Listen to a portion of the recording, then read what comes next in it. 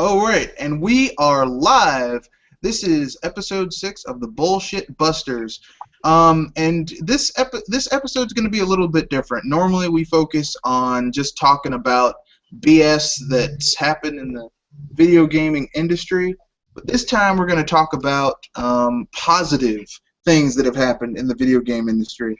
And the reason why is because, you know, with all the negativity floating around, we need to talk about things that are not so much of a downer. So instead, we're going to focus on games from third-party companies that we enjoyed in the past. But first, we're going to get the bad news out of the way. This week, Ubisoft and Activision announced that their rated M games will not be coming to the Wii U. Well, actually, in the case of Activision, it's a T game because isn't Call of Duty rated T for teen, or is it M rated? I think it was M rated. Yeah, I thought it was M rated too. But those two games will no longer be coming. Watch Dogs will be the last M rated game coming from Ubisoft, and I mean, Activision confirmed. Well, one of their executive directors from Sledgehammer Studios confirmed that they are not working on the Wii U version of Call of Duty on the Wii U, which leads to some good news. One of the Gamers at Large members has come up with a new thing saying boycott Ubisoft. I'm 100% behind it because this isn't something they've just been doing to Nintendo gamers. They've been putting out low-quality games for years now, and no one's called them on it. Well, it's time to. So we're going to kind of not purchase their products, and I suggest you don't either. The hashtag is hashtag boycott Ubisoft.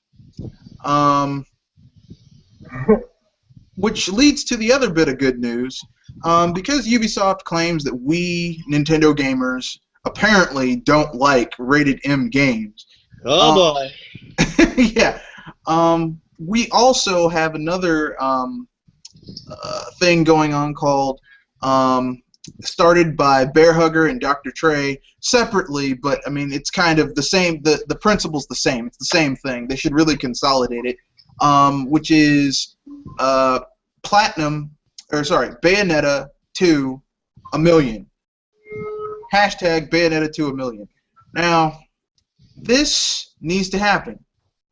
Or hashtag platinum, buy platinum, or whatever. Basically, when you purchase Bayonetta 2, buy it, take a picture, and put it on Twitter with the hashtag.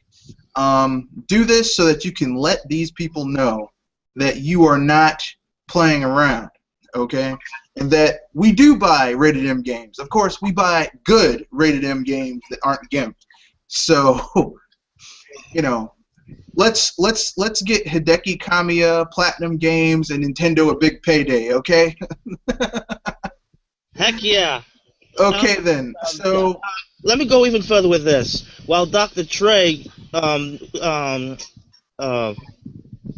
just wanted us Nintendo fans buy the Bayonetta 2 game, and quite possibly as soon as it comes out, and show our freaking world that we actually like mature games, and a mature game that's not gimped or has missed some features on it. But yeah. But on Bear Hugger's 29's case, he actually went further with it, as in buy the game, take a picture of yourself with the game in hand, mail it, post it on Facebook, Twitter, Reddit, whatever you want, and even mail it to Ubisoft and Platinum Games, telling them that yes, us Nintendo fans actually buy mature rated games.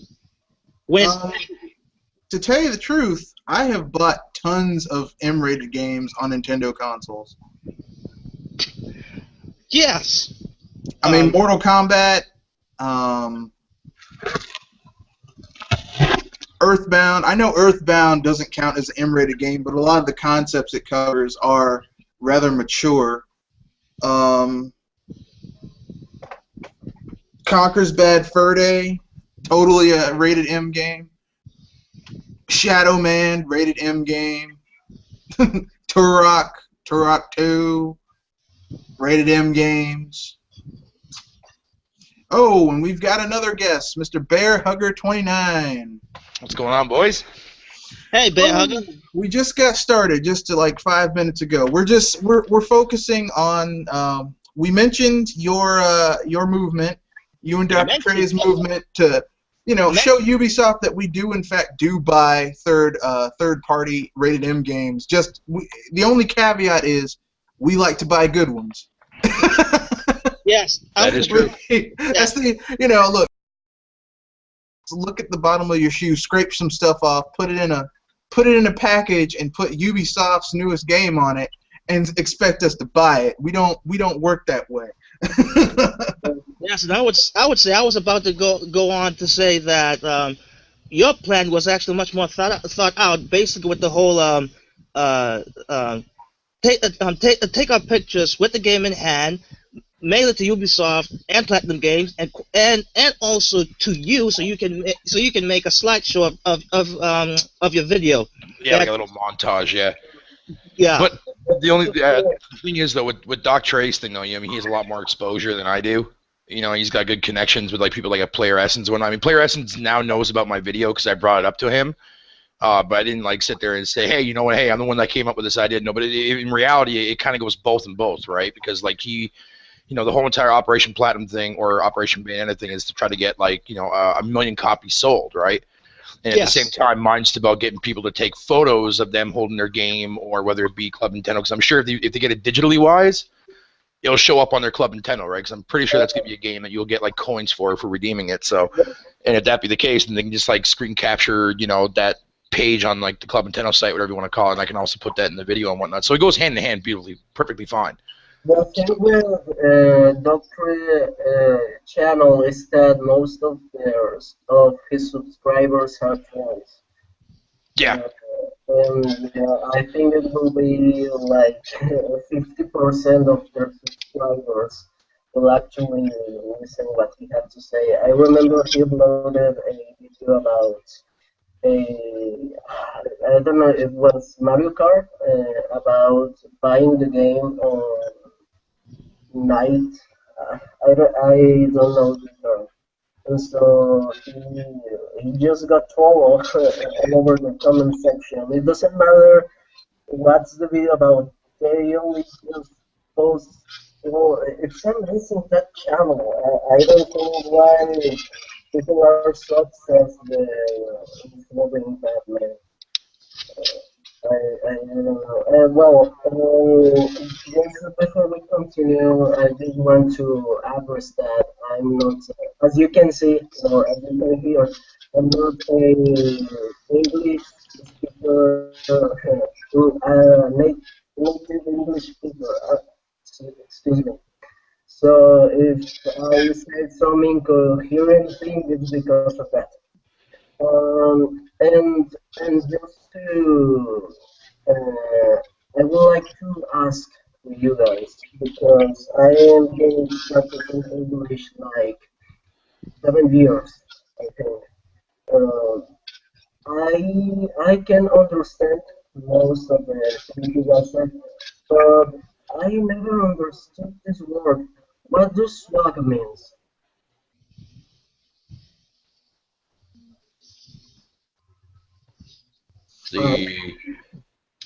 Anyone have anything to say to that? What does that mean? I don't know what that means. I'm having a hard time understanding what he's saying. Keep in mind, I only have one earpiece on. My other earpiece is broken, so my hearing is not all 100%. I have a very broken English. I will type what I'm saying.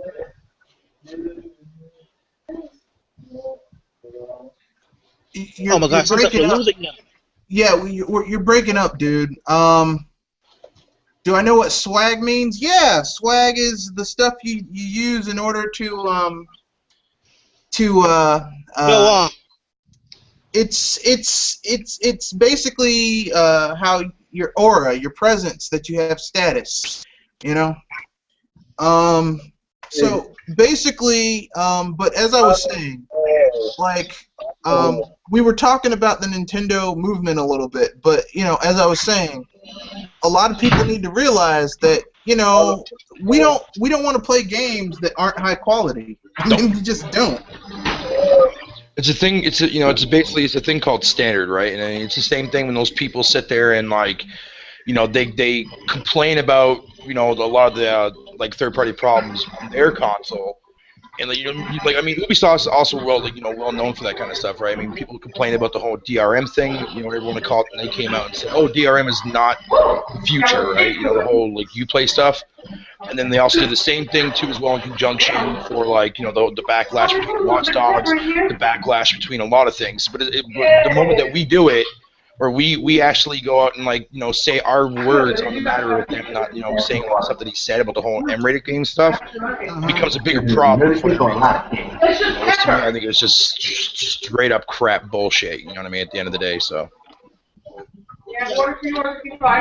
I'm also having a problem with that. When I was watching Dr. Trey's video, I saw a comment that says, because the owners of the Xbox or Sony products, they actually buy third party games, and I'm like, really? You buy them regardless of quality? Because I sure as heck no do I buy GIMP products. It's like what they used to always say on the other, like Sony fans and Microsoft fans would always say, vote with your wallet. And that's exactly what we're doing. We're voting with our freaking wallet. And apparently that's a bad thing. Well, it's not just that. I mean, I'm gonna try and steer it back to positiveness before we jump on, before we curb the topic. Ken, you got a lot of feedback there, buddy.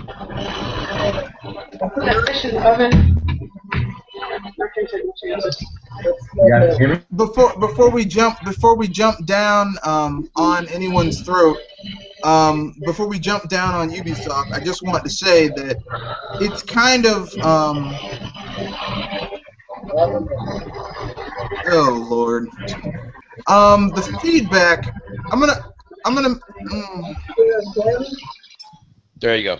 Yeah, just for now until he gets it sorted out. I'll let him know in the chat. Anyways, keep going. Anyway, basically the thing is this. It's really started to really, you know, I mean, this isn't just an issue. This isn't just a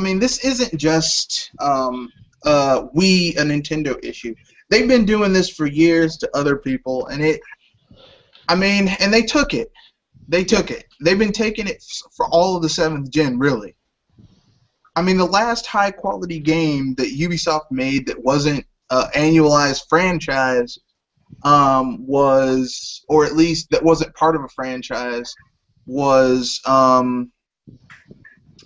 want to say Beyond Good and Evil. Yeah. Oh, boy. You're absolutely right about that, yeah, because that game will never see the light of day, and when they do, I doubt it's even going to be... And no one's going to care. Exactly. Yeah, that's much better there, Ken. Excellent, dude. Thank you.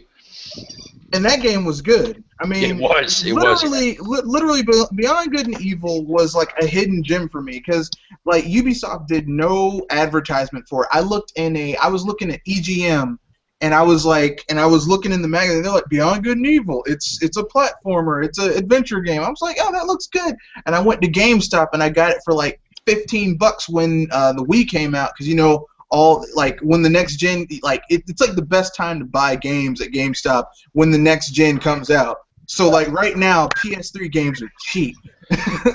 so I went and I was like, oh, get this, and I have had so much fun with that game on my Wii because it was backwards compatible. I was like, this game is totally awesome, and Ubisoft sent it out to die. But we're not going to talk about Ubisoft. We're going to talk about third-party games that we enjoy playing. Just about that movement, about Ubisoft, about don't buying for games. I think I never bought any Ubisoft game, even when there was Ubisoft games for Nintendo platforms. Just in the Wii, there was only Rabbids games. I had Rayman Origins, but that sucked. So, well, it didn't suck. It just And It my wasn't. brother, Yeah. it wasn't very good. a PS3, and he bought Assassin's Creed 1. You know, I just sporadically I walked to his room, and he was playing in a city. He was in the room killing guys. The next day I walk again, and he was doing the same thing. 2 weeks passed. I watched him playing the game, and he was doing the same thing. And I asked him, "It's that hard of a game?" And he said, "No, I'm just."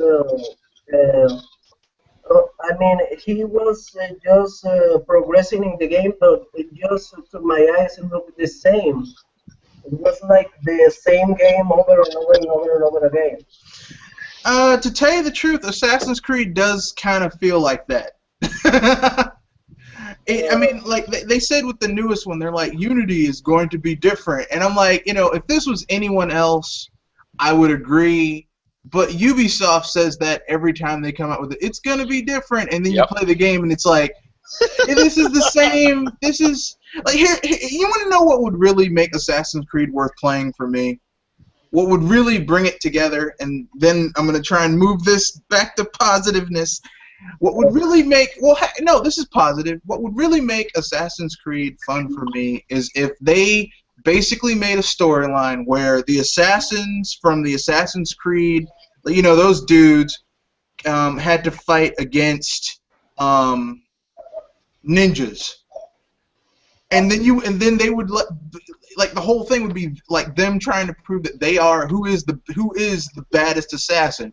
So you'd have like the dudes like Ezio Auditore and those people going up against the original assassins, ninjas, right? And the assassins had the knife on a razor cord, and the ninjas had a kunai with chains. So like you could choose to be like an assassin or a ninja. And then, the Templars would come in there, try to start something, and, they team up to take out the Templars, and then once all that's over, the third act would be, like, one of the two wiping each other out in feudal Japan, either the ninjas or the assassins. That would be a fun game to play, but we're not going to get that because they don't want to, they stuck us with a very, very odd American history one, which was the third one. And then they just, they don't care. I just don't. Wasn't the third game supposed to be based on the Civil War? No, it was based on the American Revolution. I got a positive news about Assassin's Creed and Ubisoft. I think it's a positive thing. The only game I played of Assassin's Creed was the DS one. The one of the Nintendo DS, and it's a positive news that they didn't make a one to the 3DS because the one on the DS was atrocious. I hated it. It was like the mobile Frankenstein of a game, like the cell phone game mixed with edited bit agents, and I'm really glad that they didn't keep doing this game. I think this was an experiment of them to trying to keep publishing shovelware on the Nintendo DS. Well, you have to remember, everyone published shovelware on the Nintendo DS. Yeah. Everyone put some, like, you know, because it had such a huge install base that they could afford to put out some garbage, and it would sell. Yeah. You know, it's funny how you mentioned that there, Red Fox, because I was bored this morning when I woke up, and I decided to go ahead and look at the games that were released so far by Activision, EA, and Ubisoft, the three main ones that are technically dropping support for the Wii U. Well, EA being the first, Ubisoft, and then Activision. Well, maybe Activision. I mean, Skylanders is still coming, whatever you want to call it, but as far as Call of Duty goes, there still is that sliver of hope, but let's just say for the sake of argument here that it's not coming. But I went ahead and I looked at the software titles, even though I know it's comparing like oranges to apples, but I'm looking at it from a software standpoint, not a hardware standpoint. All the games, there's a pattern that I noticed. Activision released, like, what I think it was, like, they released 4 games for the 3DS so far, all casual stuff. One of them being Bratz, by the way, in case you're wondering. EA's released 5 titles so far, 4 being FIFA titles, going from 2012, 13, 14, and 15, along with The Sims 3 and Sims 3's Pet, which I don't know why anybody would even play the Sims game on the 3DS. Makes no freaking sense to me. It's pretty good. Oh, okay, well then, whatever then. And then Ubisoft, of course, was like the biggest supporter of the 3DS, but every game on there except one was more along the lines of a casual title, except for there was 3 core titles. One of them was a mature game, which was Driver Renegade, and then there was Splinter Cell, and then Ghost Recon Shadow Wars. And the rest of them are all casual stuff, like their Pets games and freaking Imagine and a whole bunch of other shenanigans. And the funny thing is, it's like, okay, but did that put a dent from those 3 developers? That put a single bit of a dent in the actual hardware for pushing out the 3DS? No, not one single bit. But you have to remember the same thing is something. going to happen though for the Wii U as well. Yeah, but you have to remember something. The 3DS, thanks to Iwata, because third parties didn't have Western third parties didn't have anything to do with it. Generally speaking, between Iwata and the Japanese third parties that really supported the 3DS, that's what's been pushing the 3DS. And that's exactly what's going to be helping pushing the Wii U, and we're already starting to see that already. Exactly, and we're already starting to see it with Hyrule Warriors. Yep. Which is, you know. And what about that PlayStation debt? $1.3 billion? Oh yeah. Oh, did they actually come out on record and state that? That's what yes, you can. I read an article today. I'm sorry to bust in like that. No, it's perfect. No, you did, because I wasn't aware of that. Actually, Sony just released their financial statements, and they posted a loss of $1.3 billion as a whole. What? But you know, Sony. You know, PlayStation is going to save Sony. You know, even though they only count for 10 to 15% of the company's total revenue, they are going to save Sony. But yeah, but they've already. There was an article speaking of that though too as well. This was actually before they came out with their financial thing, and they actually stated that next gen for Sony, they might not even go with the next gen console. That PlayStation Now is going to be their next platform, or whatever you want to call it, across everything. Look, that's what Microsoft wants to do. That's what Sony wants to do. We all saw this coming. The only company that's dedicated to still making quality consoles, quality games, is Nintendo. There's a link. What? It's about, I think it's like about a couple of months back, but I did see it today. But $1.3 billion loss. Yeah, and the Ouya. I forgot. How could I forget the Ouya? They make a console too, kinda, sorta, technically. But yeah, but the Ouya is more along the lines of like that is the indie platform of choice. Like if you want indie games, you should definitely own that thing because indie games go there all the time. So, but I mean, regardless of that, I mean, it's not considered to be a legitimate console. That's what I think is only like $80. Well, they got kicked out of E3. I remember the year before last when they were like trying to get it, and like they didn't even have a booth at E3. Like they were originally in the parking lot, and they got kicked out the parking lot.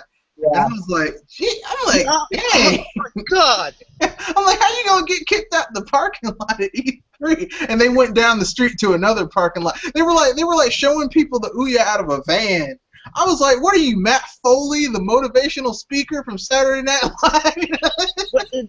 Living in a van down by the river. No, living under the bridge in a van down by the river. But Here's the thing. Here's the thing I don't get. When I actually read that news, they before the security could even bust them out of E3 of their parking lot, they actually showed the security papers that they were actually supposed to be at E3. That they had a permit. But yeah. Well, I'll be frank with you. They may have had a permit, but I'm just going to be frank with you about the Ouya. Everything they could have done to not launch a successful console, they did. Like they didn't have okay. Normally, before you start working on a console, like you should have some exclusive games in the works, so that you can kind of have something to push this console. They released the console with a whole if you were a backer, you got you didn't even get any funds. You got a whole bunch of demo chits, so you could play a lot of demos. And I mean, I've gone to a lot of GameStops and seen a lot of you can tell the backer Ouya units, backers that traded that junk in. But we're going to talk about good news. We're going to talk about third-party games that we love. Does anyone have a third-party game or franchise that they love? Just before we move on, the founder of the Ouya project, it was a girl, right? Did she have any background experience on video games? Because I looked her on Google and I only go find a LinkedIn profile, and all it says was that she was the founder of the Ouya project and CEO of Ouya, but she was just a random person on the internet and people gave money to her? Well, no. She basically, the Ouya, okay, the technology for the here's the thing. The Ouya was used crowdfunding. It was kick-started, and I think they did a PayPal thing where you could pay in and get certain things back too that way. And the thing is that it was founded by some people who wanted to open up a business. But I mean, the thing is this, okay? The industry is in a state right now where you can't just I can't just okay, I couldn't just liquidate my business, take a huge chunk of money and buy and put some money in a micro console and think I'm going to get my money back.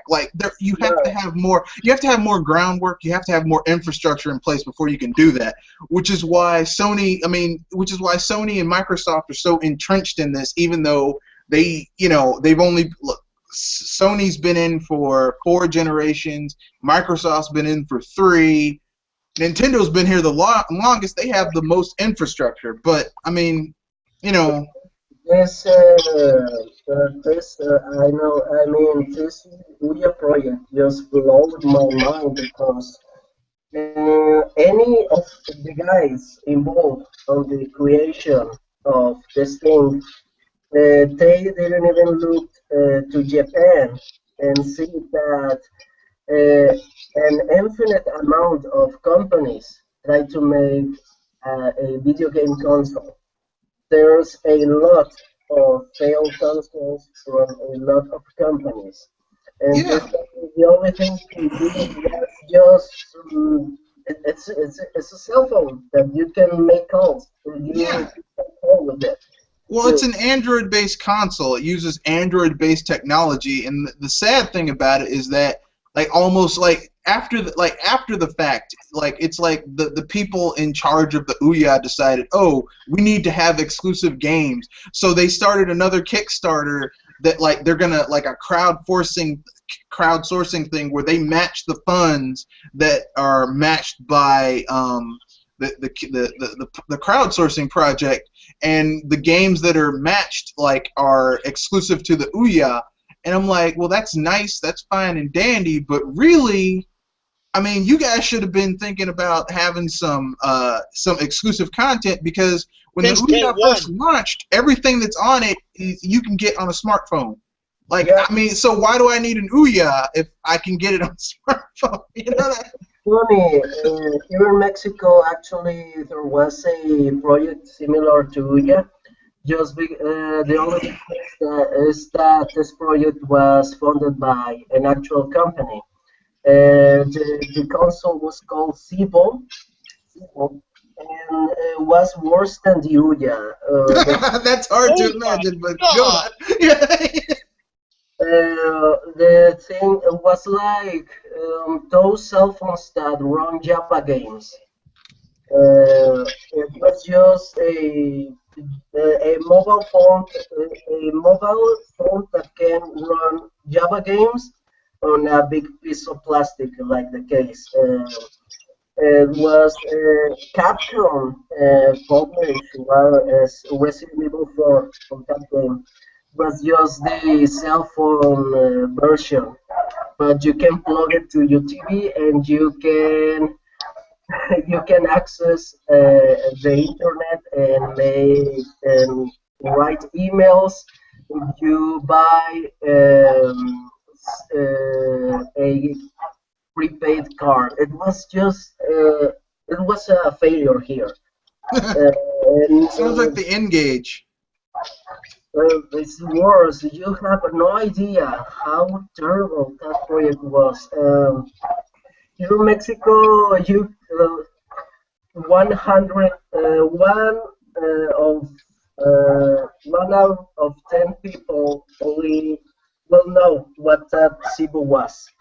Well, just was a horrible idea. They failed, and then I knew about this Ouya, and I think I I don't even just That is just sad. Well, they're trying. I mean, I'll give them credit. They are trying to. I mean, the Ouya after the fact, they're trying to. I mean, it may be too late, but they are trying. They had that game with the funky Viking.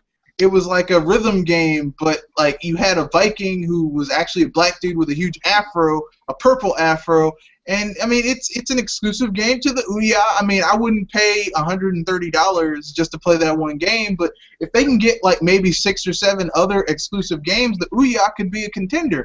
But the thing is that the market for micro consoles is getting very what's the word I'm looking for? Crowded. Sony has a micro console. Nintendo has a micro console. Microsoft will probably get a micro console at some point in the future. Amazon has a micro console.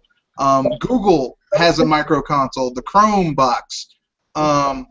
it has to compete with the big three, isn't it?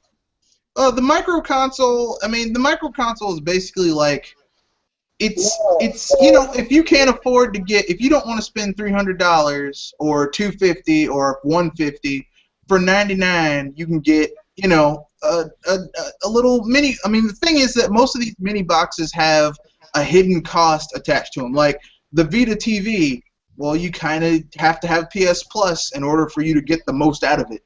But they meant to the Ouya was intended to compete with the PS3, Xbox 360, and the Wii U, isn't it? It wasn't a micro console. It's supposed to be like the unified console for everyone. I think that was the idea, but we Yeah. Bob, where Bob is having a hard time to have success with a gaming console. These people thought, yeah, we can do it. Well, they tried. I mean, I'll give them credit. They did. They tried. They really did try.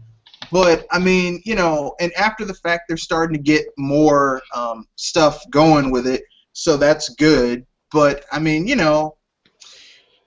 mean, you need to have some good, high quality exclusives. Sell your console. Okay, exclusives are what basically make you say, "Wow, this thing is worth owning." And I mean, I personally. And I'm a consummate gamer. I'm a retro gamer. I have lots of older stuff, but I don't find a console that basically, if I have a moderately powerful smartphone, I can play the same games on my smartphone as I can play on like something I'm plugging into my TV. Now, maybe it's because I grew up in that age where, you know, if something plugged into your TV, that had to be pretty darn powerful. But like I don't feel like I feel a little gypped if, you know, someone's like, hey, I can play this same thing on my handheld, unless it's like a retro game. Like, okay, like I remember when I remember playing Ocarina of Time 3D on my 3DS, and I was like, wow, how far we've come. Because I remember when Ocarina of Time came out, and if someone had come up to me as a little kid playing my N64 and said, one day you'll play that in the palm of your hand, I'm like, you're lying, mister. But technology has moved to the point where you can do that. But, I mean, generally speaking, you need high-quality games in order to move a console. If not exclusive, something, you know, something high-quality, you know. Like, I remember when I played, when I had my GameCube, you know, one of my favorite games was Hulk Ultimate Destruction. Now, that game is basically, if you played Prototype 1 or 2, it's made by the same team that did Hulk Ultimate Destruction. And basically, you're the Incredible Hulk, and you destroy things. It's great. It's violent. It's hard to get good news, isn't it? Yeah. When I have a positive news, well, about used games. Um, Here, most people, as I said before we go live, most people here can buy a next-gen system. They can't buy a PS3, an Xbox 360, or a Wii. They just can't afford even that. But over the years, people who bought the NES, the SNES, Game Boy Color, and all these retro consoles. Here in Mexico, they are a lot of flea markets. You can find in your neighborhood like three free markets a week. So parents buy to their children used consoles. They can buy a Nintendo 64 with Mario Kart for about $30. A N64? Yeah, with Mario Kart or Mario 64 Donkey Kong. Jesus. For just $30, and the kids just love those games. I often hear new neighbors that have their children playing Mario Kart all day. And I think that's a good thing that new generations can appreciate these games, and they are not spoiled by the thing that, oh, look at the graphics. They just Yeah.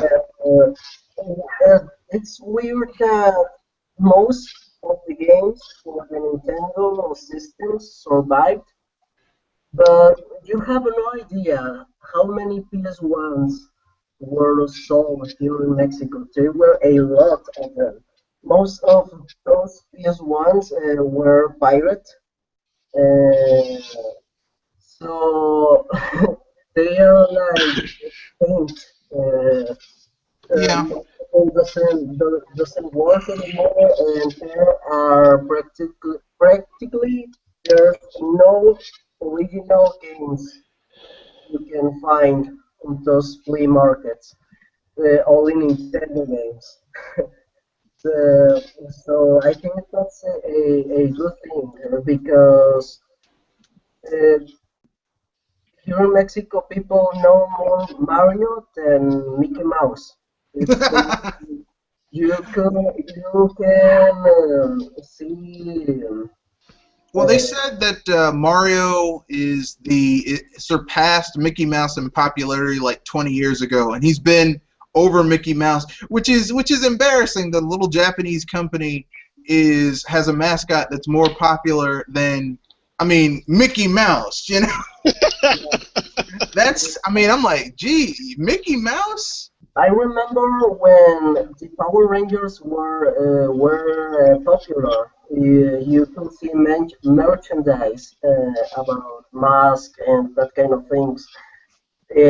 But obviously the fad was gone, and like any other fad, but it's incredible that you can still find Mario caps. And people know what it is. Oh man, Mario sells, man. I mean, he's a pump. Here's how multicultural Mario is. He's an Italian plumber created by Japanese people who is an immigrant in a foreign land. No, not in a foreign land. Immigrant in a foreign, I should say, a foreign world, a foreign universe, something like that. Whatever. I mean, basically, he's living the American dream, though. You know, he moved up. I used to plumb toilets. Now I fight the grime in the Mushroom Kingdom. But I'll tell you another game I used to enjoy playing on the N64. Since we were talking about the N64, I used to really enjoy a little game called Extreme G 2. No, I've heard about that. It was a racing game where you had these motorcycles that could go at extreme speeds, and one of the coolest things in the game was if you got your speed up to a certain point, you could break the sound barrier and like blaze past people, and it was a pretty good game. I got one question. Did you guys miss Club Nintendo, the magazine? Nintendo Power, I meant. Yes, I do. But well, I miss the old Nintendo Power. I miss the Nintendo Power like in its first like 10 or 15 years, where they would basically like if the newest biggest game coming out that quarter, they would give you a spread that was basically like a mini walkthrough through like the first 3 or 4 areas, and like they give you tips and hints and tricks. Like the last 5 or 6 years of Nintendo Power were. It was a slow death almost, because like you could tell that like the people stopped caring and their money was running out. Of course, because the internet took the world by storm. Yeah. Did you guys know that here Nintendo Power still exists? Really? Are you kidding me? No, are you kidding me, Mario TGP? Yeah, here it's called Club Nintendo, or Nintendo Club. It's the same thing, but it does still exist. You can find issues about the new Super Smash Bros. Mario Kart. Really? Like someone's like actually editing and writing and reporting on that? Yeah. That's amazing. I need to brush up on my Spanish. Well, actually, no. I could always read Spanish pretty well. You know what, Mr. Red Fox? I'll take back what I said. Well, we're talking about Mexico here, which, quite frankly, I think they don't have the high-speed internet connection or even penetration when it comes to PCs down there. Am I right, TGP? Yeah, here Blockbuster still exists. Oh God. You guys need to accelerate that, because if Blockbuster's down there, you know they're gonna take advantage of you. The Blockbuster here, it's that you can buy used DS games and PS2 games and GameCube games. Occasionally you can find a good deal. I found Eternal Darkness in GameCube for about less than $20. So I thought it was a good deal. Yeah, we have Netflix here, but due to laws and that kind of stuff, no, people don't use it. I think that in 15 years, maybe, we can enjoy a service like in the US. I didn't wait that time, so I watch USA Netflix with a Google Chrome add-on. So, but most people doesn't know that they can do that. Yeah, yeah. So, yeah, I was a huge Nintendo Power fan. Speaking of, I mean, we're talking about Nintendo, but let's give some love to the other systems. What third-party games did you love on the PS2, PS3, PS1, Genesis? Just third-party games. Yeah. Well, I had three PS2s because they just keep breaking. They just garbage. Yeah. They just stopped reading the game. I didn't know why. Um, I loved Shadow of the Colossus, but that was a first party game. And now, no, I don't have any full memory of any PS2 game. Mm. No, just no, no. I can I can tell you a PS2 game that that's been in my PS2 since for about 3 years now, and I still go back and replay it all the time. Persona 4. That is a really good game. Now I also have Persona 3 and Persona 3 FES, but I really don't like Persona 3 that much. It's a little too much for me. Persona 4 was just casual enough that you could get into it, but it had a depth that if you had played Persona 3, you could get into it. So. I remember one game that I actually liked on the PS2 was, and maybe it will sound weird, but it is Turok Evolution. Because I love to play the multiplayer mode with my brother. It's a crappy game. It didn't age well. No, whatever you like. It was fun. I actually don't like shooters. I don't like FPS games, but I don't know. This was fun. But I think people didn't like it because there's not Turok games anymore. Well, speaking of, I remember when third parties used to put like 2 different versions of a game on the SNES or the Genesis or the Master System or the NES. So like you could get like it would be like 2 different versions of the game. So I remember like Space Harrier came to the NES, and it was a completely different game than Space Harrier on the Genesis. Same goes with like games like Action 52. Oh God! Oh God! I threw up a little bit in my throat on that one. Don't. We shall not. That game's like Voldemort. It shall not be named. But a prime example of what you're speaking about, though, Mr. Red Fox, is the fact that like when you look at a game like Castlevania 4 on the Super Nintendo, then we had Bloodlines on the actual Sega Genesis. Speaking of Castlevania 4, when I get my Elgato streaming video streaming thing, that's going to be like my first game I'm going to play through and put up on the thing, because people need to know what Castlevania used to be like. Damn it. Yeah, no shit. No shit. People need to know what Castlevania used to be like, because I mean, I remember I went to my friend's house and he was like, "Man, you got to play this new Castlevania game." Now, you know, I had been in school. And at the time, I'd gotten out of school by then. I'd been in an AmeriCorps program at the time, and I did not have time to play games. So this was like one of those few times where I had some time to like relax and not do anything. And so I hadn't heard that they'd come out with a new one. I was like, well, sure, I'll play it. Man, I was so mad playing that game. I was like, this is a fun game, but this is not Castlevania. I mean, surely Konami sold Castlevania to someone, didn't they? Nope.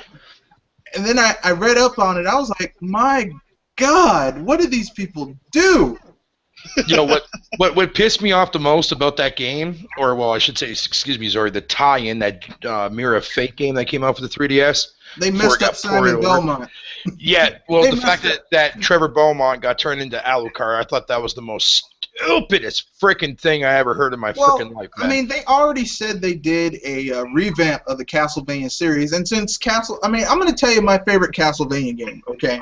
Hands down. Now, I played through the ones on the NES, Castlevania 1, 2, and 3. Those are great. But my favorite 3 Castlevania games were not on the NES. I like Castlevania 4, Castlevania Harmony of Dissonance, and Castlevania Aria of Sorrow.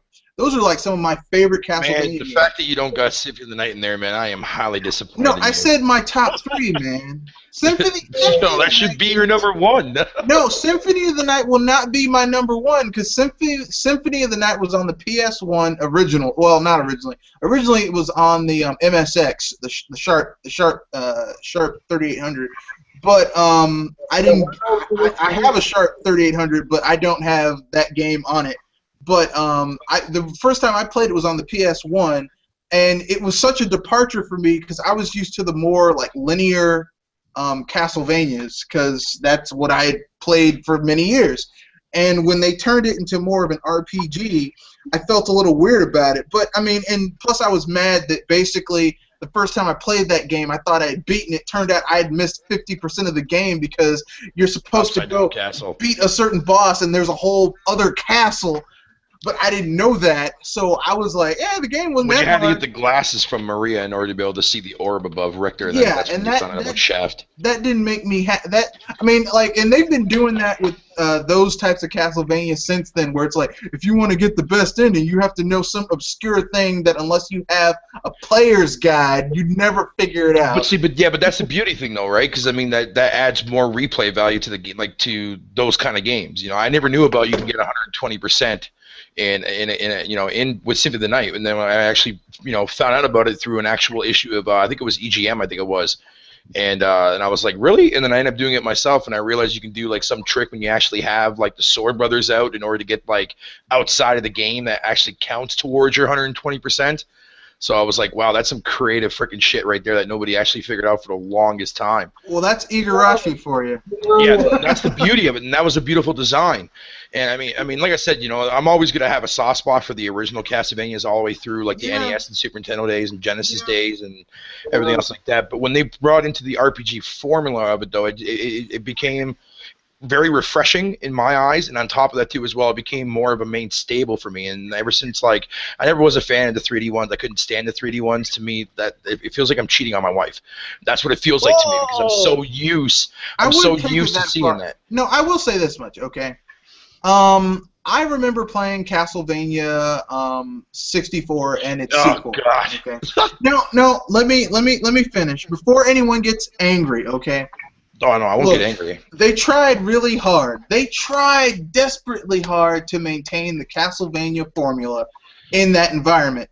But here's the thing. If you really wanted to make a true 3D Castlevania game, you'd have to take the formula Igarashi did and go Metroid Prime with it, basically. Pretty much, yeah. Except add more of an RPG feel so that you get like experience and level up and that type of thing. But I mean, that's what you'd have to do. The Castlevania game on the PSP was actually really good. Yeah, it was. I remember that one. Yeah. Yeah, that was Symphony. It was like it was Castlevania. It had Symphony of the Night on it and like a revamp of the original Castlevania, but with much better. It was like it used the MSX 3800 version of the music. So like Simon Belmont's theme was completely revamped into the Dance of the Holy Man, which I mean that song just makes you feel like, man, I could just fight some zombies, some vampires right now. that game should really be out for the Nintendo 3DS because that game is a really good deal. You have like 3 games for the price of one. And it's I think the Mega I don't remember the old game. One was the 3D one, then the Symphony of the Night, and the third it was never released outside of Japan, right? I think you mean Rondo of Blood, or AKA Dracula X. Yeah, they localize the game exclusively on this one. PSP. Yeah, Dracula X. If you ask connoisseurs of Castlevania, like the best version is on the MSX, and it's a really good game. I mean, it kind of started that whole alternate pathways and like hidden ways to go through the level. Well, I mean, it refined it because you had in Castlevania 3, but it really refined it. Like you'd be going in, you'd be walking along in a level, and you'd fall into a hole. And normally in Castlevania that meant, oh, I'm dead. But in Rondo of Blood, you'd fall into a hole, and you're like, oh, I'm in an entirely new area. Different enemies. The thing you were discussing about the cryptic clues on Simon's Quest and those games, I have a theory. I don't know if it was true of why it was so cryptic to the Western audience. I think it was actually a business model, but that was not well adapted here. And games like Simon's Quest or Milon's Secret Castle, you can see that the Japanese versions of that games had that cryptic things on purpose. So you have to buy a book with a walkthrough to that game. And I think like when they were localized in the US, those books were localized, so people just didn't have any way to figure out what they had to do. Yeah, I mean, plus you also have to remember that Nintendo kind of, sort of, this was back during the Yamauchi days, and I always I mean, I hate to say, well, I don't hate to say this, I'm actually quite proud of this, but I always will have a soft spot for Yamauchi because some of my favorite gaming memories on Nintendo platforms were under Yamauchi, but I'm just going to say this right now. The Japanese version of a lot of those Castlevania games were so much better than the English version. It was almost embarrassing. Like the English version of Castlevania 4 has been it's all like censored and stuff. It's sad. Oh man. So the good news, we are going to get the quest. But we're talking about good news. So, anyone else have any awesome third-party games that they really enjoy? I would say, considering that you, Red Fox, that you kind of hijacked all my topics to actually talk about only good stuff for now. I'm a bit pet peeved, but I'm gonna let that slide. So my good third-party games that I have actually played. Let's see. Keep in mind, back in those, if it's the pre-GameCube days, keep in mind that I was much more of a close-minded Mario and Sonic fanatic. So I didn't play much games from third parties, and the very few that I have, I was lucky at those times. So one, I have to say, it's the Teenage Mutant Ninja Turtles arcade game by Konami, which is actually it was actually created by Ultra Games, which is a subsidiary for Konami. Yeah. That's a good game, though. Yes, considering that I have played that game to death, even for 3 years, almost 3 years straight, because it's that good. Yeah. Remember when Konami made really good brawlers, like Turtles in Time and Teenage Mutant Ninja Turtles the arcade game? And actually, mind you, that was the Yes, Bear Hugger? Oh no, I was just Simpsons. gonna say, who doesn't? Those games were like the epitome of my childhood, man. I was such a huge beat 'em up freaking fan back in the day. The Simpsons arcade game? Oh, I can give you a huge list of that, but I'll wait till my turn. Right. Well, let's see. That was one. The Castlevania games for the DS were great. All of them. I loved every single game of Castlevania on the Nintendo DS. And I never played any Metal Gear Solid game. I know it's like I think everyone has played that game, but the only game I played Metal Gear was the one on the 3DS. The one on the 3DS, and I love it.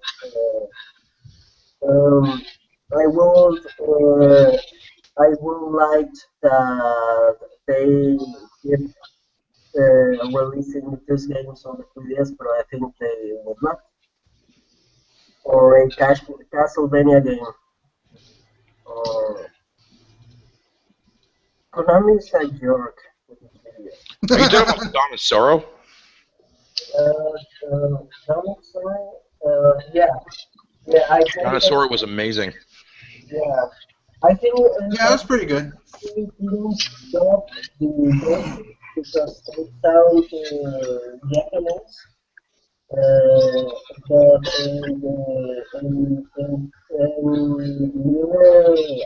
don't even remember. The other ones were dubbed in English. For the first one, I think they kept the original voices. I think. But the one on the previous was like lots of shadows, but the words.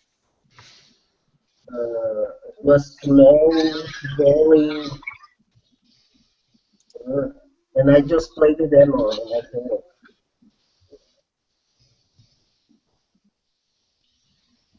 Dang. silence.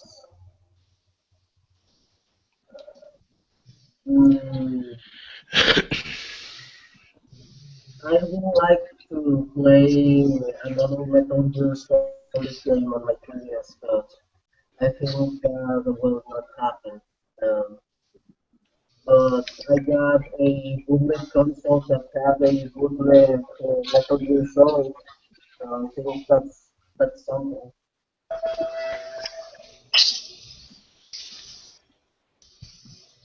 Okay. Okay, who else wants to go? We got two more people, Ken and Bear Hugger. Who wants to take the last bit before we get into the last part of this podcast? The Michael Factor show was cancelled. The what, sorry? The Michael Factor show was cancelled. Yeah, that is good news. That's good news for all of us. We don't have to listen to a man who knows absolutely nothing about the video game industry talk about the video game industry. I mean, it's basically the equivalent of listening to someone who has never been in a relationship or been married or anything talk about relationships. You know, sorry, really, you know absolutely nothing that you're talking about, sir. Ken, you want to take the last section, or Bear Hugger, you want to take last and Ken go first, or Ken you want to go first and Bear Hugger take last? It really doesn't matter to me. Yeah, I'll take last if Ken wants to go first. Yo, Ken, you wanna talk about some of your favorite third-party games? Ken, can you hear me? Can you hear me, Ken? Kenshiro, the man with the 7 scars, master of Hokuto Shinken. Okay, well, I guess Hokuto, man. Okay, go, Bear Hugger. All right, well, let's see here. Does it matter where I start from whatever console generation? I'm not going to go into detail. I'm just going to like name off a whole bunch that I really liked. Go into it. All right, well, let's see here. Back on the NES, there was McKids. Believe it or not, I actually really enjoyed that game. That is a good game. Let's see what else was there on the NES. Well, I was actually, believe it or not, when I was a kid, I was actually quite fond of the Friday the 13th and Nightmare on Elm Street games. I actually really enjoyed them for some odd, strange, effed up reason. But hey, it was, if I got an enjoyment out of it, why not? Let's see here.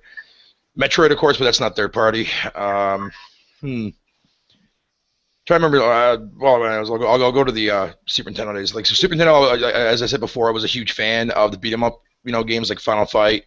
So there was like games like Rival Turf, Brawl Brothers, Sonic Blast Man, the Maximum Carnage game, Separation Anxiety. What else was there that I was? The Turtles game. I was really fond of that game. Sunset Riders was another one that I truly loved when I was a kid. Basically everything at the time period that Konami was pumping out there, I was a big fan of their games on the SNES days. Then there's, of course, like RPGs. There was like Secret of Evermore, Secret of Mana. Of course, the Final Fantasy franchise, of course, that's a given. Lagoon was like my all-time favorite RPG on that time in that time period. Spike McFang was another good one that I really liked.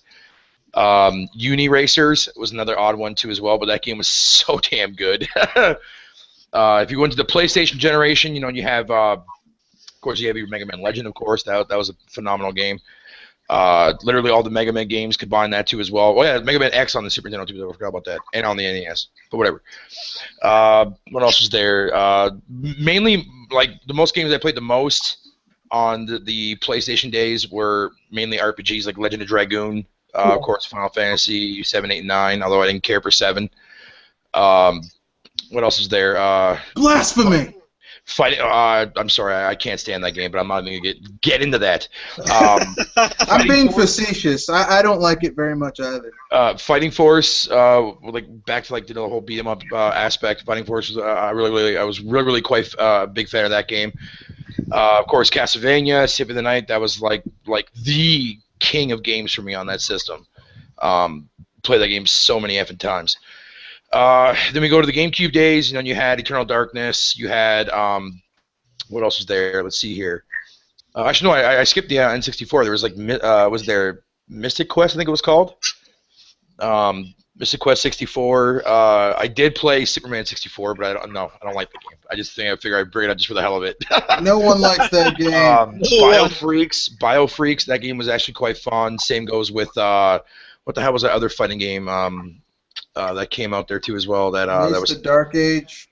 No, it wasn't that one. It was similar to the structure of the Tournament of Legends that came in on the Wii, but I can't remember the freaking name of it. War Gods. Then of course you have your Mortal Kombat games too as well. That was across 64 and 64. Blah blah blah blah blah. GameCube generation. There was as I mentioned, Eternal Darkness. Then there was also of course like me and that's when I started getting more into sports games, Tiger Woods and hockey because I'm Canadian. What else was there on the GameCube days that I was really quite fond of? I don't know. It's been years since I freaking played the GameCube, man. Oh yeah, the Resident Evil franchise, of course. Can't forget about that, BB. Can't forget about that.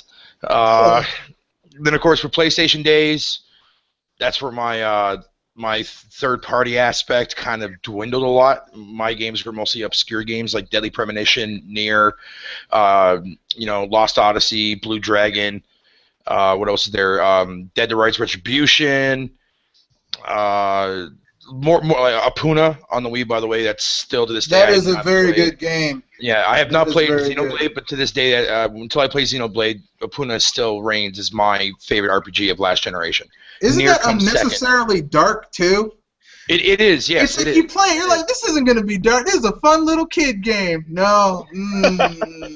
Well, there's three aspects. The reason why I'm so heavily fond of a game like Apuna, and I'm really sad to see it get severely overlooked. But the storyline is definitely dark. It starts off with like a kid being separated from his parents, and he's in like this world that he has no idea where the hell he is, and so it's like a whole new form of rules that he has to live by, and he has to make it on his own.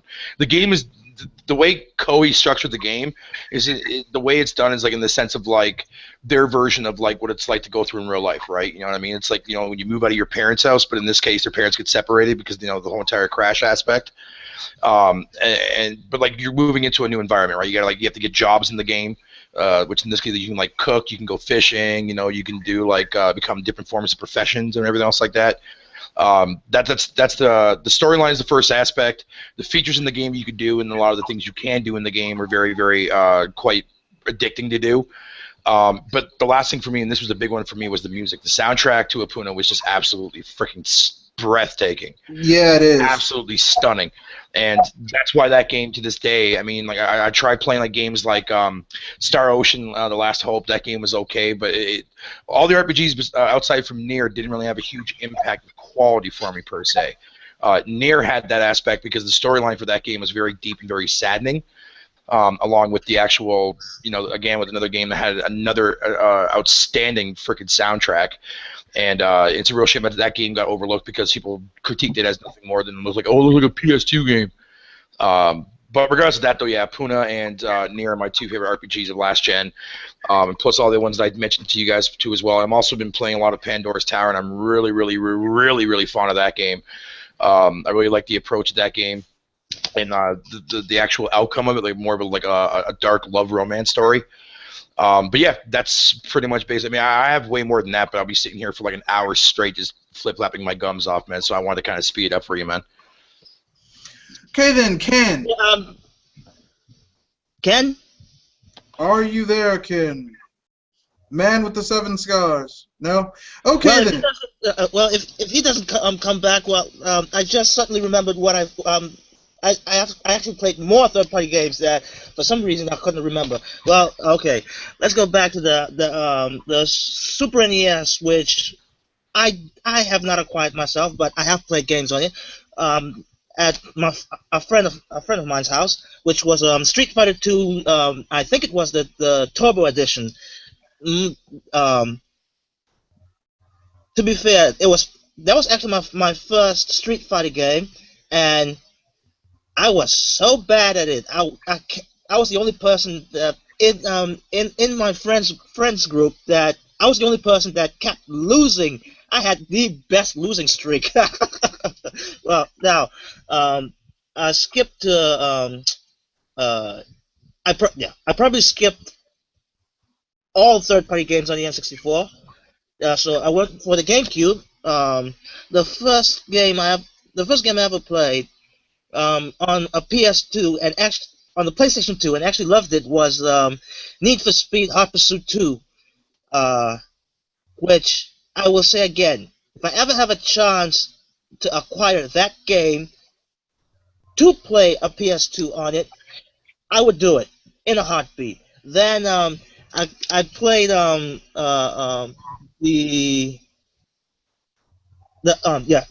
Underground games, but I did not like the Underground series because it kind of took away the aspect that I actually favored, which is the police chase.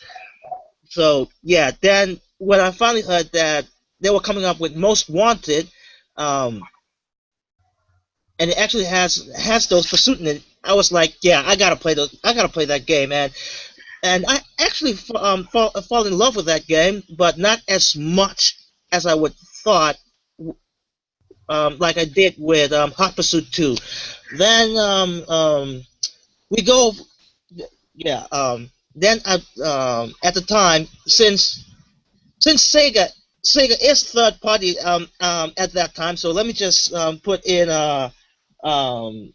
I played Sonic Adventure 2 Battle, not bad. Which something I have to say about the graphics. At first,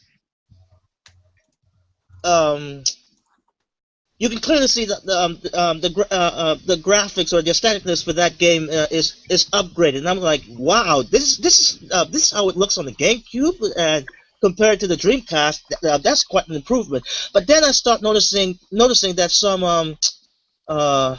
some scenes they reverted back to the Dreamcast graphics, and I'm like, wait, what the hell is this? So it was a port from the Dreamcast to the GameCube. Yeah, so yeah, you would think it wouldn't be such a disappointment for me to see in the first scene of Hero Mode. It was the graphics actually updated, but then later down the line, you see the scenes reverted back to the Dreamcast. So yeah, I was kind of disappointed at that, but I digress. Then I got Sonic DX, the first Sonic Adventure game, and let's just say I was quite disappointed with the graphics. And also, even more disappointing is it still retained the bugs and glitches from the Dreamcast days. So yeah, then I bought Sonic Mega Collection, which is quite an irony, because at the time that I wanted to buy that game, a friend of mine wanted to persuade me to buy the Need for Speed Hot Pursuit 2 for the GameCube version, and I really couldn't, because again I played the GameCube version, and it felt not as polished as the PS2 version. So yeah, I decided to go for the Mega Collection just because, hey, Sonic games of the Sega Genesis, I can't pass that up as a Sonic fan myself. So yeah, then we go for the Wii U. Sorry, I meant Wii. I got King of Fighters Collection, the Orochi Saga, which nice. Which I actually did a review for on it when I was forgot about that game too. Yeah, yeah. I did a review on VG Charts for it, and the only thing I missed putting on that review is that it actually, well, it's kind of a straight port of all the Orochi Saga collection, but every time when you go to the training session, it has this sort of glitch that it won't read the disc anymore, so you have to reset it to play the game again. Yeah. Also, I got the GoldenEye remake for the Wii, which I still haven't beaten it yet. Now, I will say this much though. This game isn't really a third-party game because it used to be it was a port of a first-party game. But one of my favorite games on the GameCube, and the reason why I don't think highly of I kind of forgot that I also played Resident Evil, the GameCube remake, which I really need to acquire the archive for the Wii. It's very good, but one of my favorite games for that system that is kind of a third-party game now. Like, I mean, some of my favorite games for the GameCube are no longer third-party games. Well, this one was a first-party game initially, and it's a port of a first-party game for another console. So that's Skies of Arcadia Legends. Very good game. And then Baten Kaitos, which... Oh, yeah. I mean, not the second one. The first one. The first one was really good. And it rewarded you for the cool thing about Bacon Katos is that it rewarded you for basically planning.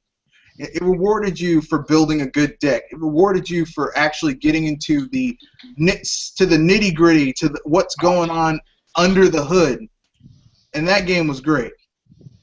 Guys, I just remember one game I just want to mention.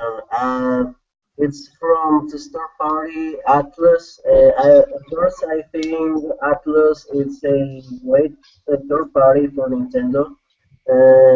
They just kept supporting the Nintendo 3DS with games that actually were good.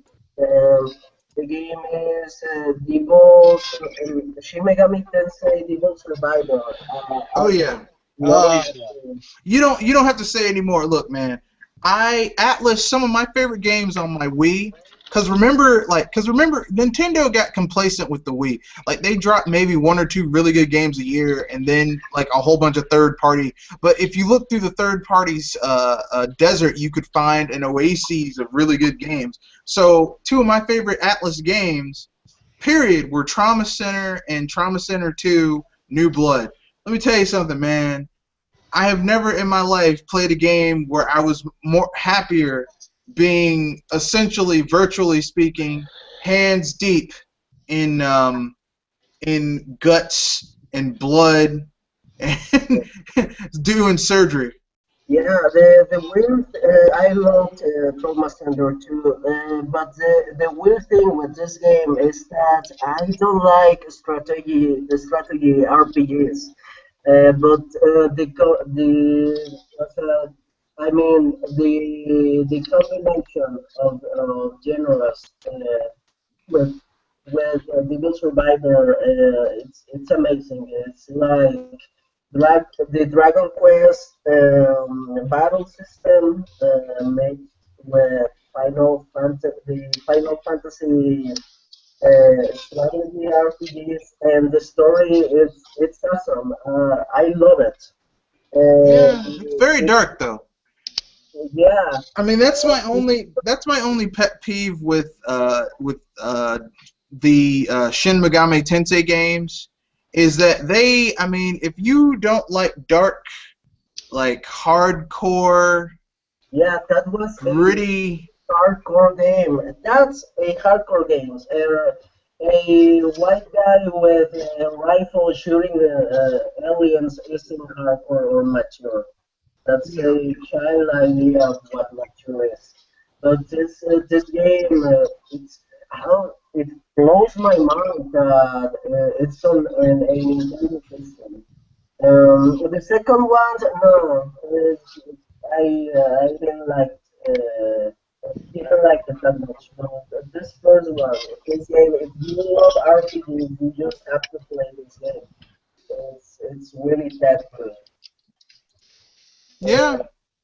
Yeah, it's about trying to kill God, but it's really dark that game. Yeah.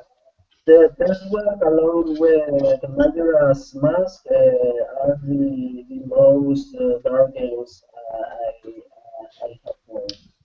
So if you haven't played it yet, you just have to buy it. It's on the DS, the Nintendo 3DS.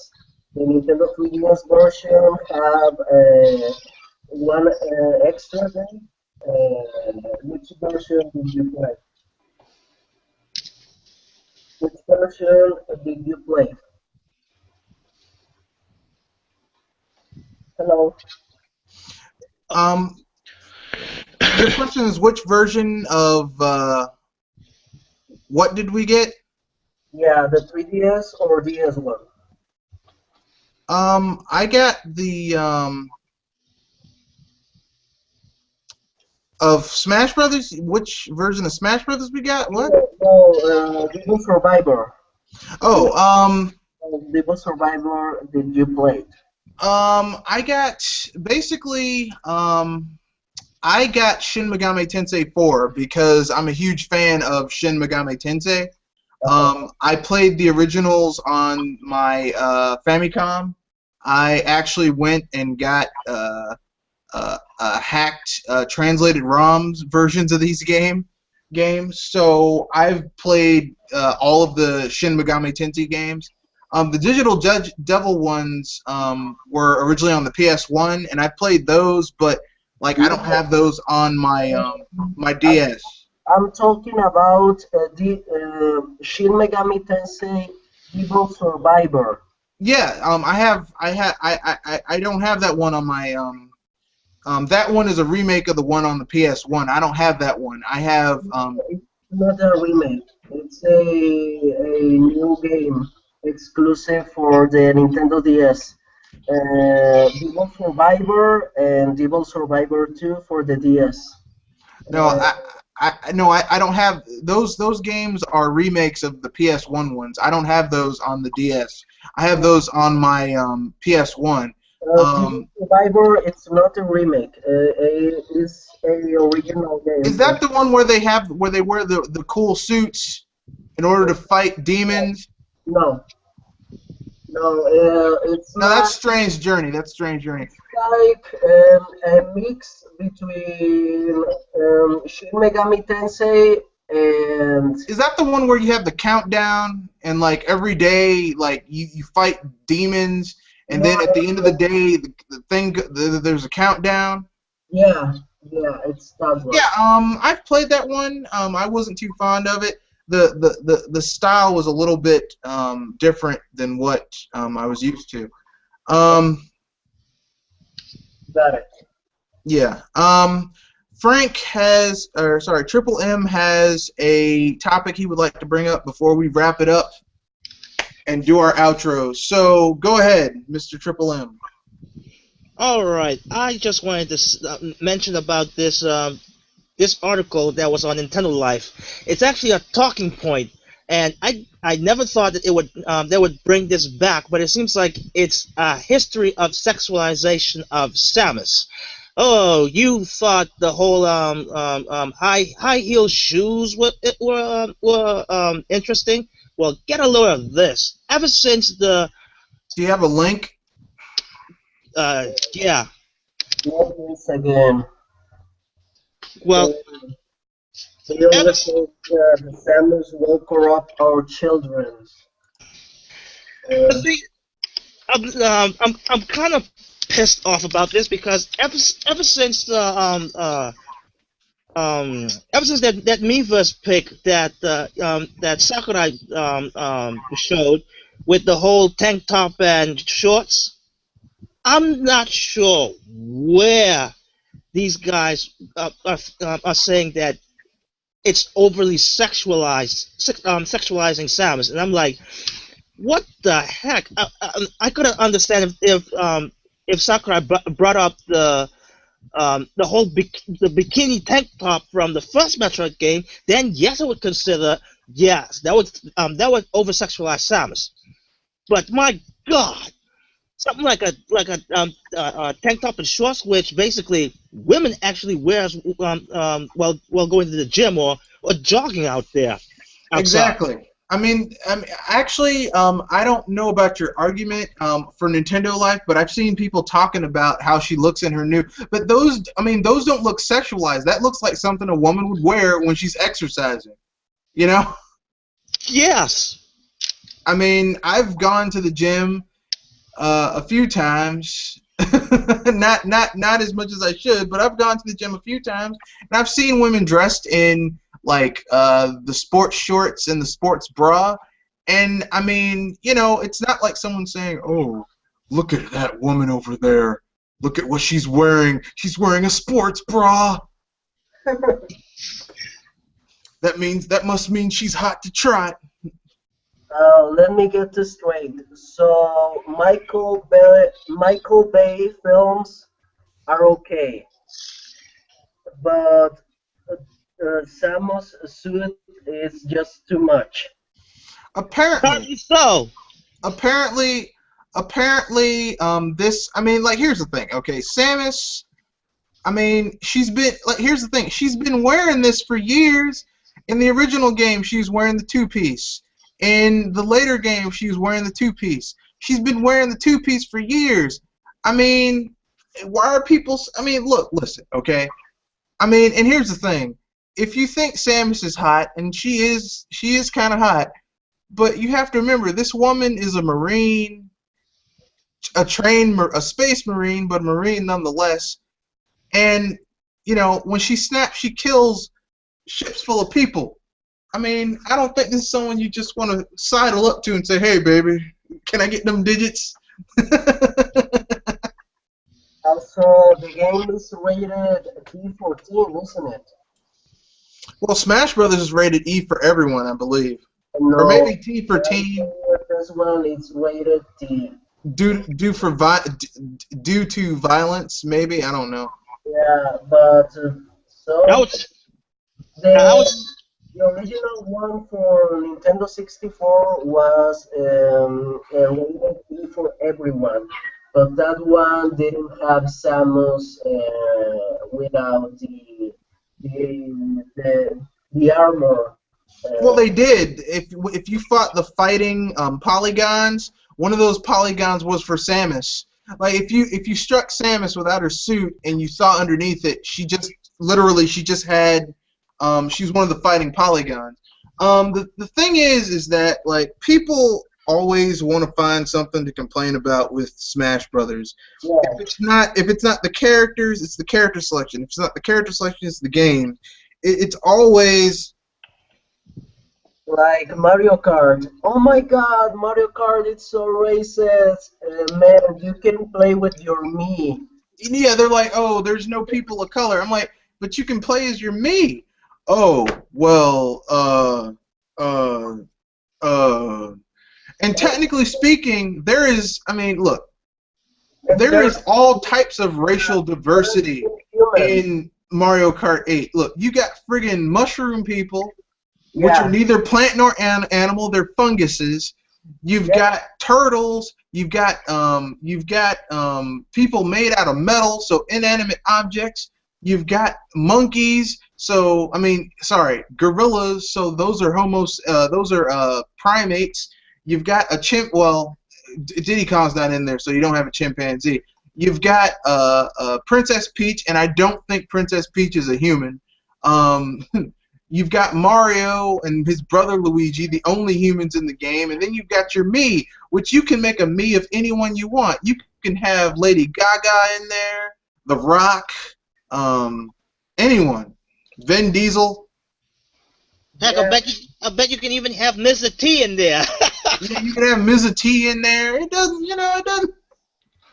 it doesn't matter. But I'm guessing if Bear Hugger wants to add anything to this sexualization of Samus.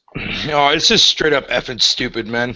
I mean, I knew that was the first thing I called it to as well when that picture came out that Sakurai released there a few days back. I'm like, oh boy, can't wait to see all the controversy this is going to stir up, and sure enough it did.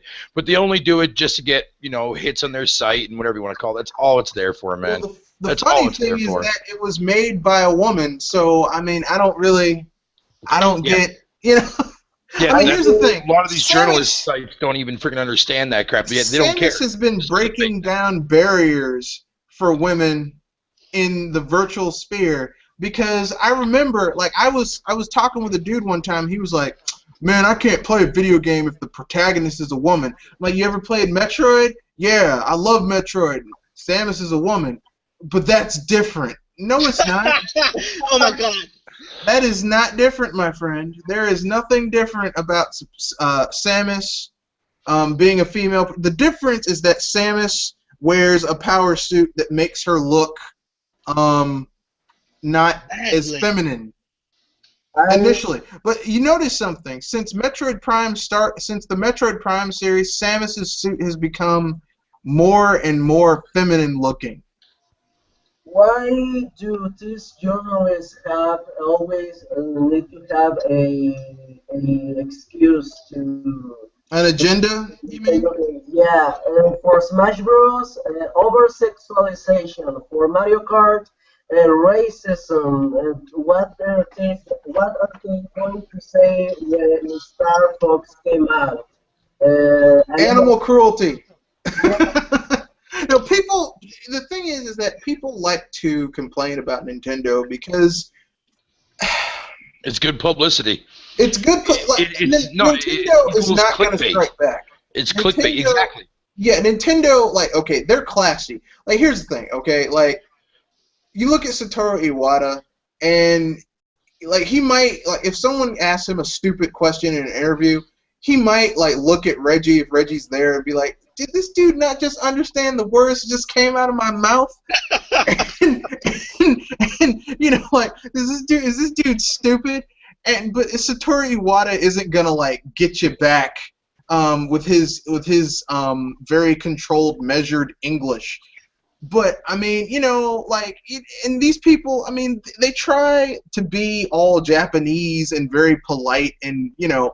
But I mean, look, here's the thing people need to understand about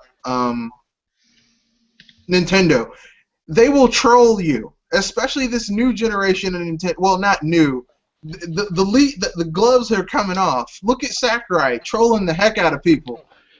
Everyone was like, man, Schultz gonna be in Smash Brothers. Schultz gonna be in Smash Brothers. Schultz gonna be in Smash Brothers. They even had the lady who broke that stuff last time came in. Oh, Schultz gonna be in Smash Brothers. And then it turns out that's not what he was talking about. He was just talking about something else. Heck, that lady didn't even specifically say that Schultz gonna be in there. No, she said that there was going to be a surprise. Yeah, she's a surprise. She didn't say what surprise. So everyone made the assumption that it was going to be Schultz. And then what happened was that she it was Robin and Lucina. And no, everyone initially thought it was going to be Schultz, and then later on it came out that it was going to be they thought it was going to be Crom, and then it turned out to be Lucina, Robin, and the return of Captain Falcon. Or no. Yeah, Robin, Crom, and the return of Captain Falcon. It's like when A.G. Aonuma said clear the link in the new Zelda U it was male or female. Yeah, people got mad. They were like, oh, but maybe it means there's a female Link. Look, listen, okay? Link is the player, okay? Link is the person playing the game. You are Link. If you're a girl, you're Link. If you're a dude, you're Link. Yeah. If you're a 55-year-old person playing this game, you're Link. You're the person playing the game, you are Link. Link is merely an avatar for what you want to do. That's why he doesn't talk. That's why he is an extension of the player's will. But people just lose their minds with that statement. Like, oh, maybe it's a woman, maybe it's and days later he just said, yeah, it's a male. It's a dude.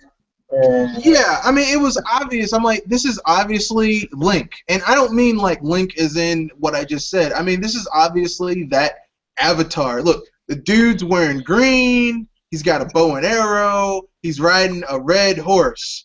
I mean, how much... But now that we've tackled that topic, anyone else have any other topic they want to get to before we close it out? Actually, I want to say one more thing about this whole sexualization thing. Now, they were directing this at Samus. Now, if this was a game that was actually in a Metroid franchise, yeah, yes, I would give them a benefit of the doubt, but I would still say that is not over the top. Like Bear Hugger, I also called this out. There's something got to happen with this, and here we are. And the thing is, this is Smash Brothers, people. This is Smash Brothers. It's a freaking fan service of a game. Yeah. fans are the same. Yeah, but like I just said, people will always find some way to complain about it. And it's a shame because, I mean, Smash Brothers at its heart is a celebration of all things Nintendo. You know what I mean? Yep. Yeah. Yep. It's about bringing people together to have fangasms about stuff. It's like when we first saw Mega Man in 2 years ago at E3, no, E3 last year. We lost our minds because we were like, who is that? It's Mega Man. And we, like everyone, we lost our minds.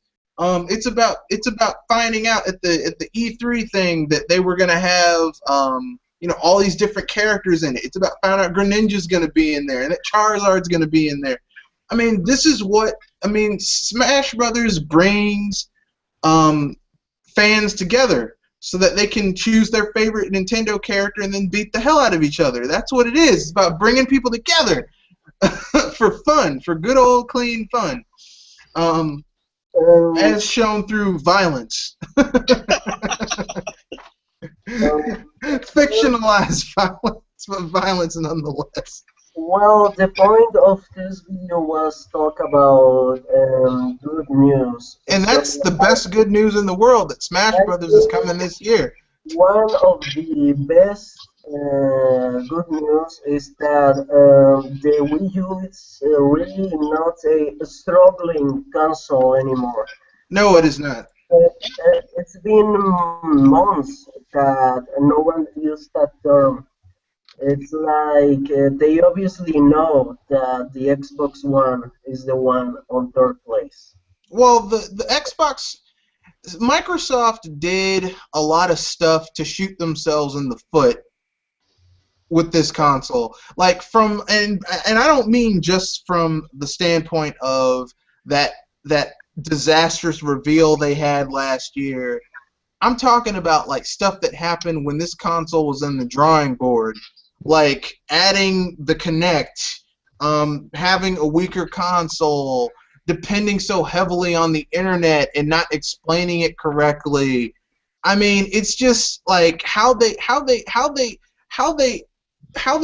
got their message across was just totally wrong.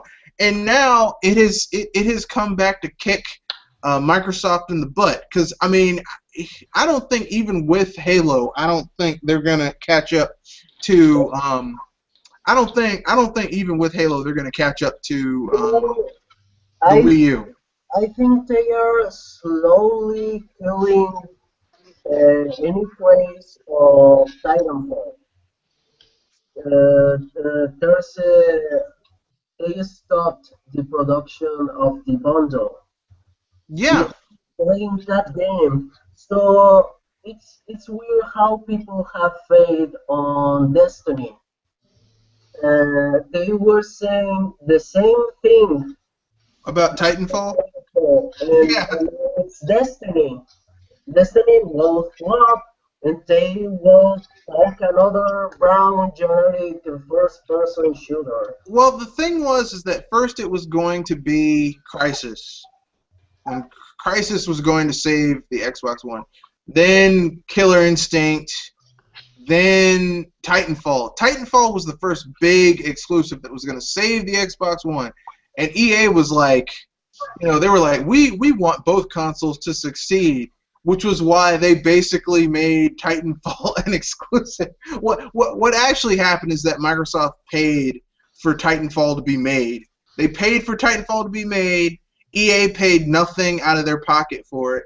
And now, once the statute of limitations on it being an exclusive ends, watch Titanfall be ported over to the PS4 and Xbox One. I mean, the PS4 and the PS3. Red. Yeah. There's one detail you forgot about. What? I heard that actually Respawn knew nothing about the exclusivity of it being for just Xbox One and PC. Like, they were actually surprised by that when I guess EA announced it. So even a company that made Titanfall, which are ex-developers of Infinity Ward of the Call of Duty franchise, they were unaware initially of the exclusive deal of Titanfall being on the Xbox One, I and don't they were know kind of why they pissed off were. about it. I don't know how they were unaware. I don't know how they were unaware because I mean that's what. Look, this is why I said that whoever inked that deal. This is part of the reason why Don Matrick had to leave because this man made a series of bad financial decisions. Okay, Well, like why well, would you? I guess the thing is, okay, as I said, the people that developed that Respawn was a developer and under EA, which Yeah, the funny thing about this, as I said, it was started by the two people that left Infinity Ward. Well, I'm sorry, they were fired by Activision for they quoted contract violations, which they never proved it. They got some big ass award, I think in excess of like 40 or $50 million or something like that. It yep, was Vince Zampella and I forget the other guy's name, but they went and started Respawn under EA, developed a Call of Duty killer, Titanfall, supposedly. yeah, The irony is, what's so ironic is that these people were also the ones that left EA before Call of Duty ever came out. The first Call of Duty, they left EA because they wanted to make Call of Duty, but EA did not want to give them creative control. So they left, created Infinity Ward, and then we got Call of Duty. yep, And then Activision fires them. They go back to EA with a different company name, yep. Respawn. So it's a big ironic thing, but that's besides the Well, point. I mean, look, here's the When thing. I read about Okay, this, they it was just kind of surprising. they got in bed with EA, and let me put it this way: anyone who would willingly get in bed with EA, I mean, it's. This is gonna. We're gonna end this. We're gonna end this on a good note before it gets too late. So, let's each give one bit of good news that we are looking forward to within the next few months. Starting with my left to my right, so it's gonna go Bear Hugger, Triplemmm, Ken, Mario TGP, and then myself, and then we'll do our outros and we'll call it a night so people can go get something to eat, take a nap, watch TV. I don't know. Whatever you guys do when you're not here. So who wants to go? Bear Hugger first. Were we doing like news? Good news that we're looking forward to? Yep, next few months till the end of the year. Well, hopefully the whole entire Operation Platinum it succeeds its goal. Yep. That's it for me. Okay, I guess that's it. Triplemmm.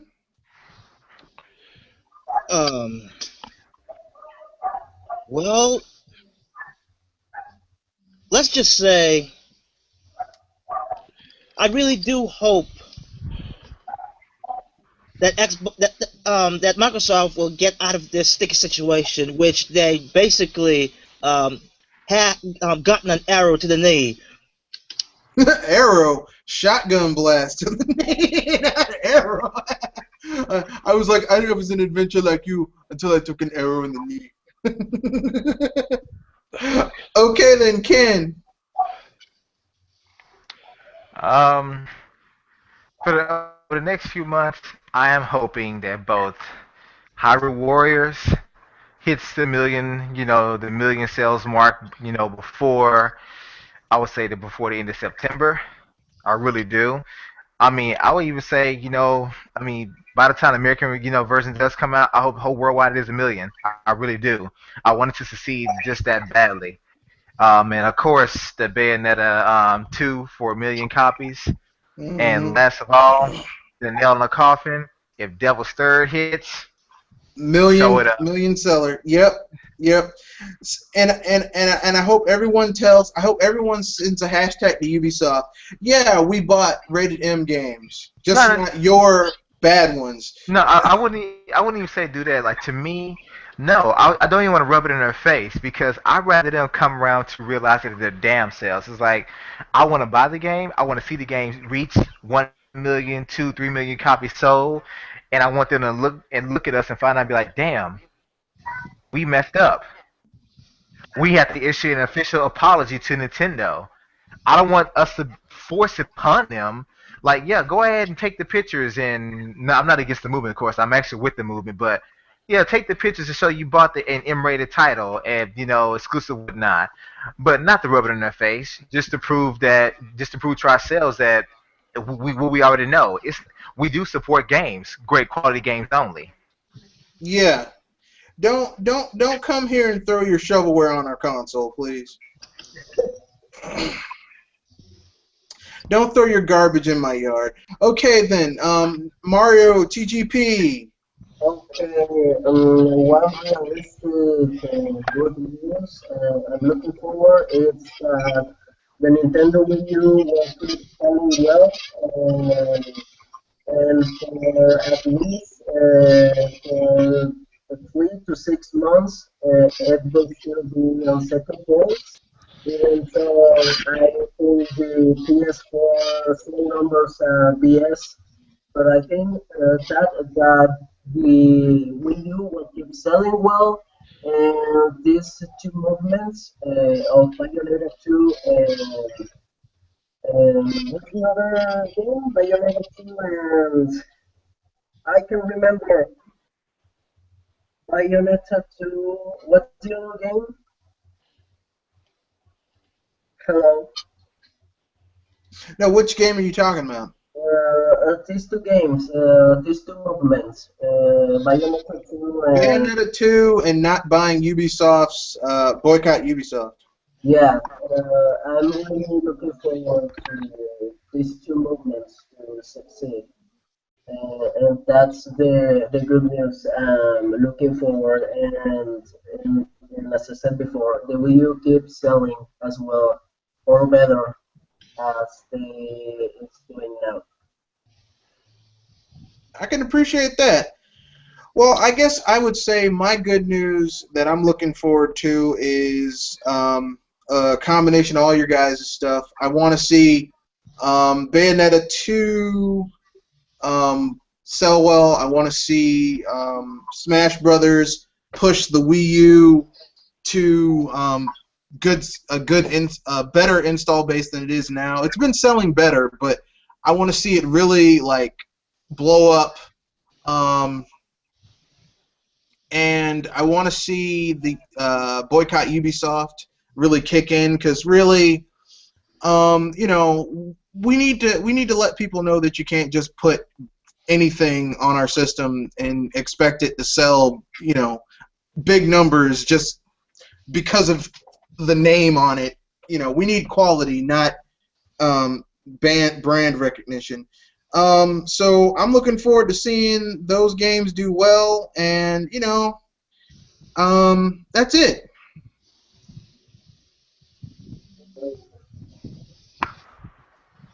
Fair And enough. so I guess everyone should give their outros, and then we'll call it a day or a night. Who's going first? I guess I'll go first, I guess. Hey, everyone, this is your boy BearHugger29. Thanks again there, Mr. Red Fox, for allowing me to be on your newest episode of, I forget what the name of it's called. BS Busters. Thank you, BS Busters, yes. I knew Buster was in there, but I was trying to remember the first part of it. I'm sorry. Really, yeah, I was glad to be here, man, and hopefully I'll be able to come back again in the future-wise, because I really enjoyed doing all these podcasts and give my thoughts and opinions. So, yeah, again, thank you. All right, Triplemmm. Well, this has been Triplemmm, and I can't say this enough, but please, people, search the vid titled Iwata's GDC 2005 speech, because it's really good. And I would also like to say that I hope I get a freaking chance to actually be a part of Bear Huggers podcast next time, and also as long as there's not much BS that finally goes on, that I can finally have time to have that Nintendo digital event with Micah, DGC for Gamers, And also, my outro will be of what Iwata said is, I'm an artist at mind, an adventurer in spirit, but at heart, I just love to play Nintendo games. All right, Mr. Mario TGP. Okay, Mario TGP. Thank you, Mr. Red Fox, for letting me participate on this podcast. And sorry for my bad English. I'm a noob, but I really hope to keep participating on this podcast. Thank you and good night. All right, and once again, this is Mr. Red Fox, the host of this sixth episode of BS Busters. Wait a minute, Red Fox. Yeah, Ken didn't say his outro. Yeah. Oh, I'm sorry. I completely. Well, it's justifiable. I wasn't really, saying much during the podcast, but I'm sorry. Hey, neither have I. I mean, but it's, Ken, aka Dr. Feelgood here, the guy with the smooth moves and nice tunes, always in the gaming mood. Be sure to check out my channel. But also, I was glad to, be here, and add my little 2 cents in here. And as I always say, keep it gaming. Just keep it gaming. Okay, I completely